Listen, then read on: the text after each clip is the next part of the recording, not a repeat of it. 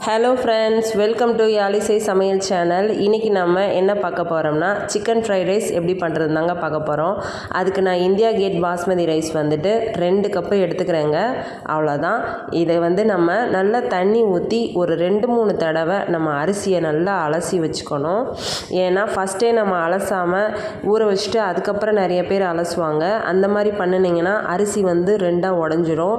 அதனால் நம்ம 2-3 தடவை அலசிட்டு நல்ல தண்ணி ஊற்றி நான் ஒரு அரை மணி நேரம் ஊற வச்சுக்கிறேங்க. அவ்வளோதான். இப்போ இது ஊறினதுக்கப்புறம் இதுக்கு நம்ம என்னென்ன தேவையான பொருட்கள் போடலான்னு நம்ம இப்போ பார்க்கலாம். ஓகே, இது ஒரு ஓரமாக இருக்கட்டும். அதுக்கப்புறம் நான் ஒரு 150 கிராம் சிக்கன் எடுத்து வச்சுருக்கேன். இதை நல்லா ஒரு 2-3 தடவை கழுவி எடுத்து வச்சுக்கோங்க.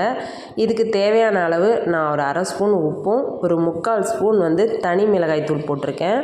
அதுக்கப்புறமா நான் ஒரு 1.25 ஸ்பூன் சோயா சாஸ், ஒரு அரை ஸ்பூன் தனி மிளகுத்தூள். இதை மட்டும்தாங்க நம்ம இதுக்கு மசால் போட போகிறோம், வேறு எதுவும் இல்லை. இது ஒரு 2-3 நிமிஷம் நல்லா பெரட்டிட்டு ஒரு அரை மணி நேரம் இதையும் தனியாக நம்ம ஊற வச்சுருவோம். அப்போ தான் மசால் ஒன்றோட ஒன்று ஒட்டும், சிக்கனும் நம்மளுக்கு சாஃப்டாக இருக்கும். இது ஒரு ஓரமாக இருக்கட்டுங்க.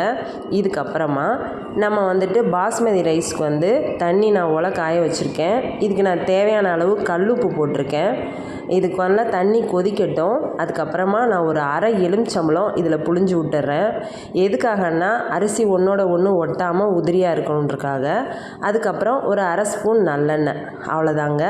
நல்லா தண்ணி கொதித்ததுக்கப்புறமா நம்ம ஊற வச்ச பாஸ்மதி ரைஸை நம்ம தண்ணியில் போட்டுக்கிடலாம்.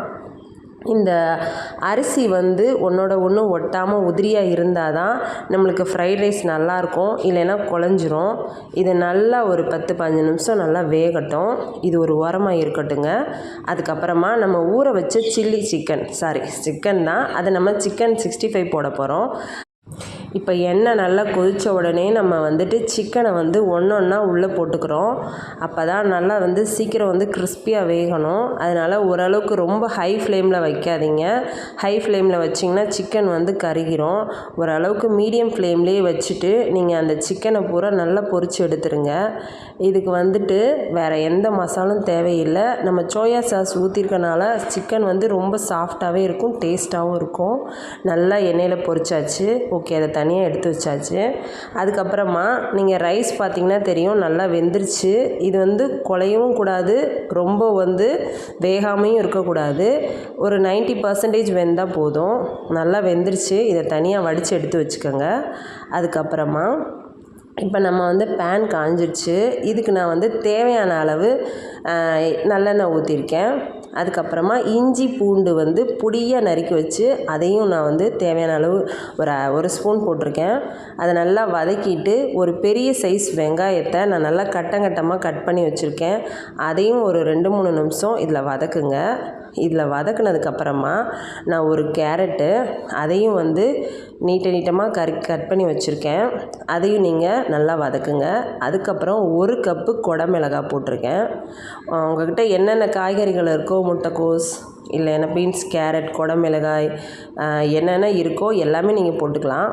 எனக்கு இந்த காய்கறிகள் ரொம்ப பிடிக்குன்றனால நான் இது போடுறேன். அதுக்கப்புறம் நம்ம பீன்ஸ் நான் நறுக்கி வச்சுருக்கேன், ஒரு அரை கப்பு. அதையும் நம்ம போட்டுக்கிடலாம். இதையும் நம்ம ஒரு 2-3 நிமிஷம் வதக்கணும். அதனால் அதுக்கு தேவையான அளவு உப்பு போட்டிருக்கேங்க. இதில் தான் நம்ம வதக்க போகிறோம். தண்ணி ஊற்றிலாம் நம்ம வதக்கக்கூடாது. தண்ணி ஊற்றி வதக்கினா காய் ரொம்ப சாஃப்டாயிரும். அப்படி செய்யக்கூடாது. நம்ம ஒரு 2-3 நிமிஷம் நான் மூடி வச்சுருந்தேன். ஓரளவுக்கு காய் வெந்துருச்சு. இந்த டைமில் நான் ஒரே ஒரு முட்டை மட்டும் உடச்சி வச்சுருக்கேன். நீங்கள் 2 முட்டை போடுறதுனாலும் போட்டுக்கலாம். நான் 1 முட்டை போதுன்னு போட்டிருக்கேன். இதோட தனி மிளகுத்தூளும் கொஞ்சோண்டு தேவையான அளவு உப்பு, இதை மட்டும் நம்ம முட்டையில் போட்டு ஒரு 2-3 நிமிஷம் நீங்கள் கிண்டிக்கணும். அதுலேயே முட்டை நல்லா வெந்துருச்சு. அவ்வளோதாங்க. இது முட்டை நம்ம நல்லா இதுலேயே ஒரு 2 நிமிஷம் வேக வச்சுட்டு ஒரு ஓரமாக எடுத்து வச்சிடணும். அதுக்கப்புறம் தான் நம்ம தேவையான மசாலா இதில் நம்ம போட போகிறோம். இதுக்கு நான் ஒரு ஸ்பூன் தனி மிளகாய்த்தூள் போட்டிருக்கேங்க. அதுக்கப்புறமா ஒரு 3 ஸ்பூன் சோயா சாஸ் நம்ம ஊற்றிக்கணும். இதுதான் நம்மளுக்கு டேஸ்ட்டு கொடுக்கும். அதுக்கப்புறமா 2 ஸ்பூன் நான் சில்லி சாஸ் ஊற்ற போகிறேன். ஏன்னா நம்ம வேறு எதுவும் காரத்துக்கு சேர்க்க போகிறது கிடையாது, இது மட்டும்தான். இதை நல்லா நம்ம ஒரு 2-3 நிமிஷம் அந்த மசால் வந்து ஒன்றோட ஒன்று ஒட்டுற மாதிரி கொஞ்சம் நேரம் வதக்குங்க. ஒரு 2 நிமிஷம் வதக்குனா போதும். இது ஓகே, ஓரளவுக்கு வதங்கிடுச்சு. இந்த டைமில் நம்ம எடுத்து வச்சுருக்க பாஸ்மதி ரைஸ் வந்துட்டு இதில் கொஞ்சம் கொஞ்சமாக நம்ம சேர்த்துக்கணும். அரிசி பார்த்திங்கன்னா தெரியும் எப்படி உதிரி உதிரியாக இருக்குன்னு. இதை நம்ம மொத்தமாக போடாமல் கொஞ்சம் கொஞ்சமாக போட்டு பெரட்டணும். ஏன்னா மொத்தமாக போட்டிங்கன்னா மசால் வந்து ஒன்றோட ஒன்று ஒட்டாது. கொஞ்சம் பெரிய சைஸ் பாத்திரமாக இருந்தால் நல்லாயிருக்கும். நான் கொஞ்சம் சின்னதாக எடுத்துட்டேன். ஸோ அதனால் கொஞ்சம் கொஞ்சமாக நான் போட்டு பெரட்டிகிட்டே இருக்கேன். இது அப்படியே இந்த மசாலா வந்து சோறு ஃபுல்லாக பரவுற மாதிரி ஸ்லோவாக கிண்டுங்க. ரொம்ப ஃபோர்ஸாக கிண்டிங்கன்னா சாப்பாடு வந்துட்டு உடஞ்சிரும். அப்புறம் அது ஃப்ரைட் ரைஸ் மாதிரி இருக்காது. அவ்வளோதாங்க, நல்லா கிண்டியாச்சு. இப்போ மசால் வந்துட்டு எல்லாமே வந்து ஒன்றோட ஒன்று ஒட்டி மிக்ஸ் ஆயிடுச்சு. இந்த டைமில் நம்ம பொரிச்சு வச்சுருக்க சிக்கன் 65 நம்ம இதில் போட்டுக்கலாங்க. அவ்வளோதான். இதை நல்லா ஒரு 2 நிமிஷம் ரைஸில் வந்துட்டு நீங்கள் கிளறி விடுங்க. இதோட வேலை முடிஞ்சிடுச்சு. இதுக்கு தேவையான மசால்கள் நம்ம எல்லாமே போட்டுருச்சு. அவ்வளோதாங்க, சூப்பரான சிக்கன் ஃப்ரைட் ரைஸ் ரெடி ஆயிடுச்சு. கண்டிப்பாக நீங்களும் வீட்டில் ட்ரை பண்ணி பாருங்கள். இதோட கொஞ்சோண்டு கொத்தமல்லி தலையும் போட்டு சுட சுட நீங்கள் இறக்கிடணும். அவ்வளோதாங்க.